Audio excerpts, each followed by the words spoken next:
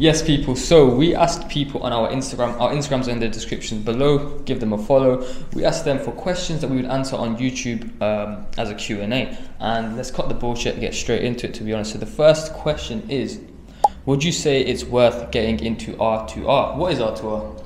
R2R is rent to rent. That's the business that we do. We started when we were young, and we are still young, to be fair, but we started when we were even younger. He was 18, I was 20, so we didn't have the capital saved up to buy properties, so we had to rent them from landlords instead. We rent the property from the landlord, put it on an Airbnb. That allows us to generate a revenue. The revenue then pays rent, bills, council tax, stuff like that, and we get the rest. So that's the business model that we follow. Yeah. And the question is it worth it getting into it? We would say, what would you say? 100% it's worth it. Of course it's worth it getting into it. The potential with rent to rent is insane. Like, here are some payouts that we've received from it. Hope you got a good look at them to realize that it works. Of course it works if you do it correctly. You don't have to pay a fat mortgage deposit as well, so the startup costs are not necessarily high, they're quite low as well, and you don't have to be like 25 or not 25, so you don't have to be like 35 to get into it. And I know it's property, but you don't have to be that old to actually get into it, which is another reason why it's definitely worth it, and it's a very good model to actually start. Yeah, I was actually going to say that, like, it's worth it. Like, as long as you're doing it correctly and you're not jumping into deals just because you're excited, and you're actually going into correct deals which you've analysed and like done the due diligence on, it's definitely worth it. Like, there's nothing, I would say it depends. Like, if for us, we started loads of businesses before and they all failed. They all failed because we weren't serious about them. They were like online businesses, crypto, trading, graphic designs, stuff like that. All these other businesses which just we weren't serious about. Was with Airbnb, because it's literal properties and you get to style them, you get to put it online, you get to see real guests and work with real people. That made it attractive for us, and I'm sure it's the same for many of you out there. I'd say it's definitely worth getting into it, and if you're considering it, stop considering it. How bad do you need everything to be for you to actually start to take action? Take action now. Take action. The way you can take action, go into the description of this video. There's a calendar link there, book a call and we can speak about that. What is the next question that we have here? What is it like doing business with your brother? This is another question we received from that same poll. And if you don't mind, if you'd answer that first. It's horrendous, honestly. Hey, couldn't think of anything worse. No, it presents challenges. I mean, a lot of people struggle when they start a business because they realize they want a business partner because balance, different skill sets, and obviously for us that wasn't the case. We were able to just I just sort of woke up and looked there and he was sort of there. So it made our life a lot easier, and it meant we didn't have to go through a process of selecting loads of different business partners, right? So best thing about it, I'd say, is the fact that I've got skills that he's not the best at. He's got loads of skills that I'm not the best at, and that means that we can leverage it and we can take on different parts of the business that require us. So it's definitely interesting. I'd say one of the main things you have to manage is the separation. So obviously, if you're doing business with someone, generally speaking, most of your conversations with them are business related. Because we're brothers, we see each other basically most of the time. So you have to make sure that you have a separation where you're not speaking about business at all for a certain set of hours a day or something like that. And one of the main things that I would say, the main benefit, is that you don't have to find someone else that you trust. Like, I have no doubts. I don't distrust him at all. I don't believe that he'll go and spend all the money without me noticing. Because if he buys a car, I'll see it outside on the drive. So it's not really. Trust is already there. It's been built for 20 years or 18 years or 20 years. 20 years for me. That's it. So that's one of the best things about getting to work with my brother rather than someone else, because I have no doubt. I don't distrust him at all. We literally come from the same background. We have the same ambitions. Another important thing is that when you're both business partners, what you want is to have the same goal. Because if not, obviously your goal will determine your actions that you take, and then if you have different goals, you're going to want to take different actions and take different speeds and different aggression. It's just going to clash with us. Because we have the same goal, it allows us to just unify and basically work together twice as quick. Yeah, and there's no there's no friction. Say if I'm doing something wrong, he definitely won't be afraid to tell me that, and if he's doing something wrong, I won't be afraid to tell him that as well. There's no he's my friend, I don't want to tell him. No, he's my brother in the day, he's not my friend. So yeah, so there's no friction there. We're able to communicate very openly with each other about what we need to do and what we're doing not as good as we should be doing, sort of thing. Yeah, correct. That's it. And the next question now: how passive is the income from what?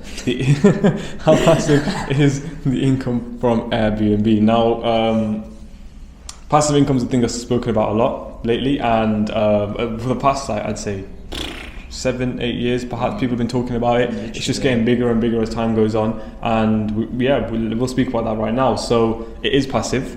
It's passive if you make it passive, though. 100%. If you do the cleaning, and if you do all the guest inquiries, if you do all the optimization, if you do everything yourself, then it's not passive. It's just like a second job, but this job is like a long job. Where if you put the systems in place, which is really easy to do and not as expensive as you think, that will allow you to make passive income. So basically means that like bookings come in, and then we don't necessarily need to work to make those bookings come in. Like that's the best thing about it. Like when you have a job, you have to basically trade time, and then from that time you get paid, right? So you do 37.5 hours a week. At the end of the month you get your paycheck according to how many hours you work. With Airbnb, that isn't the case. Like per property, this is actually the journey of how much work goes into it. So you call up landlords. For us, we used to do literally like an hour each a day. Yeah. So like we were working a job, we were very, very busy, so we weren't able to like get loads done. So we were doing an hour a day on the weekends, doing like 2 to 3 hours probably a day each. And then that helped speed up the process quite a bit. And then so that's that. You call. You get a viewing. Fine. The viewing takes about an hour, half an hour, really quick. Yeah. Then let's say you get the keys because you're good at the viewing, because you learn how to do viewings well. All right. You get the keys. What happens next? You'll need to furnish. Yeah. Furnishing takes the most amount of time. It takes about 5. Well, it depends how quick you are. We can do it in about 4 to 5 days. Yeah. We say if you're new, 7 to 9 days is a good amount of time to furnish. You furnish, that takes about, like I said, 7 to 9 days. That's not full days. That's like, I'd say about 6 hours of work a day. Yeah. You could easily get in a week. If you're working 9 to 5, you could easily do it after work, like for a few hours, and then on the weekend. That's the best way you could easily do it. It's pretty easy. And then once you put that time in, all you have to do after that is just manage your system, which you've put in place. So that takes about half an hour a week. Per property, not even half an hour. You'd say like 10-15 minutes a week. Some weeks it can literally, you don't even have to do anything. Some weeks, exactly. Some weeks you do, but there's literally times where you don't even have to think about it, and you just see payouts remind you that you still have the business in place. Literally, that's what it gets like sometimes. But yeah, the answer to that question is very passive, but you have to make it passive pretty much in a simplified way. I hope he's explained that quite well. And yeah, is there anything else you really want to add to that? In terms of how passive it is, no, it's just the main point there is it's only passive if you make it passive. That's the main thing. Literally, yeah. Next question. What would our advice be for someone who has £5,000 to invest? Don't go near London. Yeah. That's a start.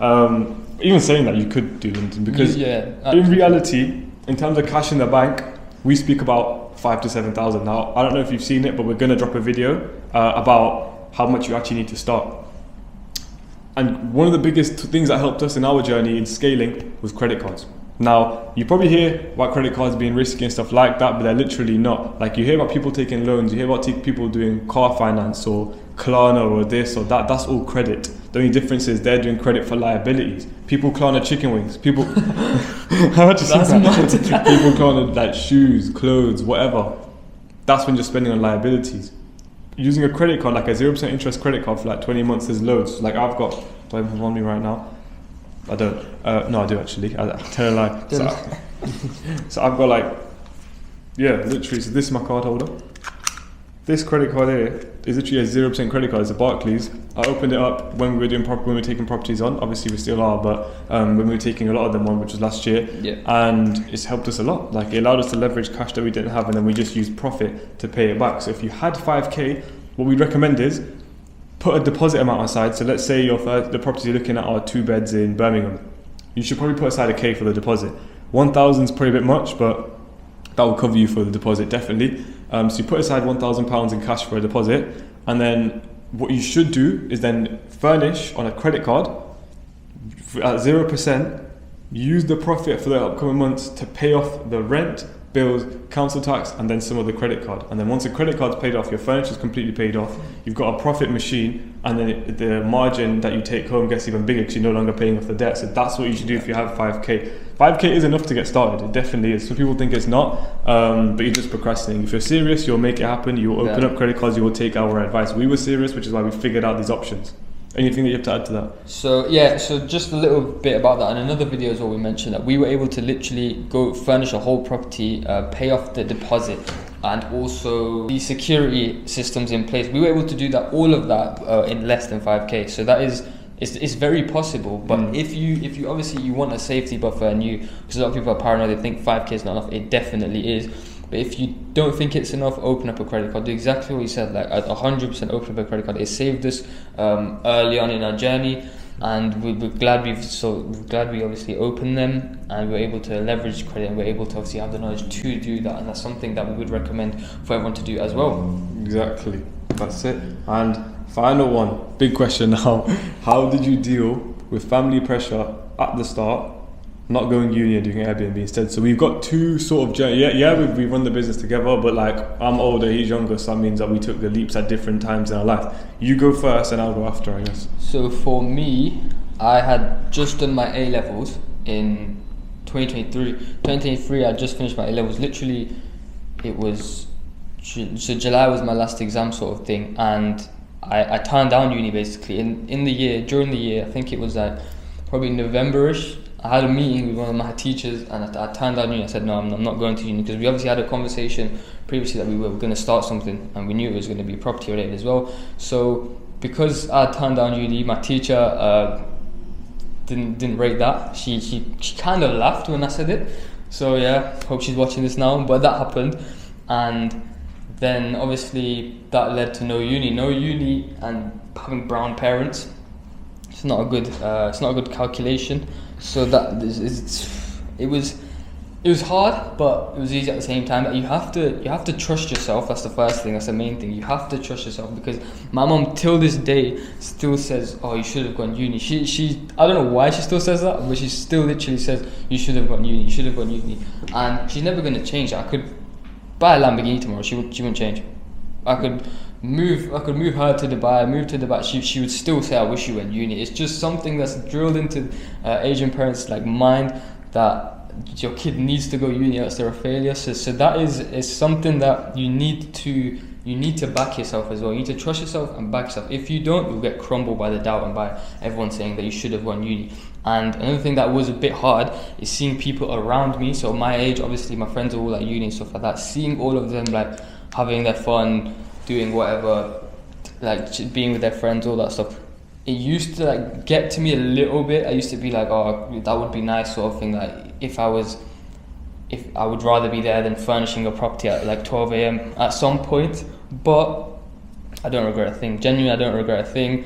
So as an answer to that question, for me, I'd say I dealt with it by believing in myself and trusting myself, just from things that I'd done previously in my life, which had made me realize that, you know what, anything I put my mind to I can do, sort of thing. So that's exactly why I was alright, and you should be too. So that's pretty much what I would say my answer is. For me it's pretty similar. So instead of saying no to uni, I actually went to uni. I was studying law at the University of Notts, not far from Leicester, and what happened was I was doing my exams and stuff like that, and I felt that it wasn't the right thing for me. Like it's like my intuition just told me it's not the right thing for me. Like it's not the right way to spend my time, and I just felt that I wasn't passionate about it. And if you aren't passionate about it, you really should think about it and think about what you are passionate about. And then what I thought is I just wanted to start a business, so I dropped out of uni. I didn't really tell anyone why. I just told them I didn't like uni. So at first they were like, "What's going on with you? Like what's?" And it got even worse. I was on universal credit after that. Went on holiday for a bit, got a job. And then I worked a job for like some time before he became 18. So that was all, I don't know how old, when I dropped out I was 19 to like 17. So I was working a job for a good year before you actually dropped out. And then, yeah, at first there wasn't much pressure, to be fair. Like our family's pretty relaxed. Like of course, as he said, the calculation wasn't great. They weren't like over the moon that I had dropped out, but they're pretty relaxed, and that did help us out. But even if they did have things to say, because of course they would say that we're too young when we first started. No one in our family's ever run a business or anything like that. So of course they say that we're too young and stuff like that. But we just like it's normal, isn't it? It's normal. Like they want to protect you at the end of the day. They care for you. They're the reason. They've basically invested in you and invested their time, energy, everything into you to make sure that you're okay. And then dropping out of uni seems like you're throwing it back in their face, but we knew we wanted to work hard in this business. Like we've even slept at our properties while furnishing to save time and to make sure that that we get it furnished on time, that we get it done properly. You know, we're committed to the work. So like we knew we were committed, so it wasn't a problem. Like I don't care what they said. To be fair, like it was, we knew they would understand the vision eventually, and hopefully they do soon. I'm waiting. Hasn't happened just yet. But yeah, that's pretty much it. That's how we dealt with family pressure at the start with not going to uni. So that was 5 questions, and that's all we have today. They're the 5 best questions we found. There was a few other questions. We'll see if we we might answer them in another video. If this does decently well, then yeah, we'll make a part 2.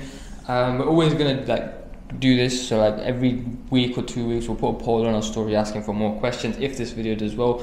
If you did enjoy it, please obviously give it a like, subscribe, and again check the Calendly link in the description to book a call, and for our Instagrams give us both a follow. And yeah, I hope you did enjoy the video again, and please, any comments will be, if you want to put questions in the comments, feel free to do that as well. Any comments will be greatly appreciated, especially any feedback, negative or positive, we don't really mind as long as it's constructive. And with that being said, is there anything else you'd like to say? No, make sure you subscribe, man. Big videos coming. That's it, big videos coming, and hope you guys all enjoyed that, and take care. See you soon.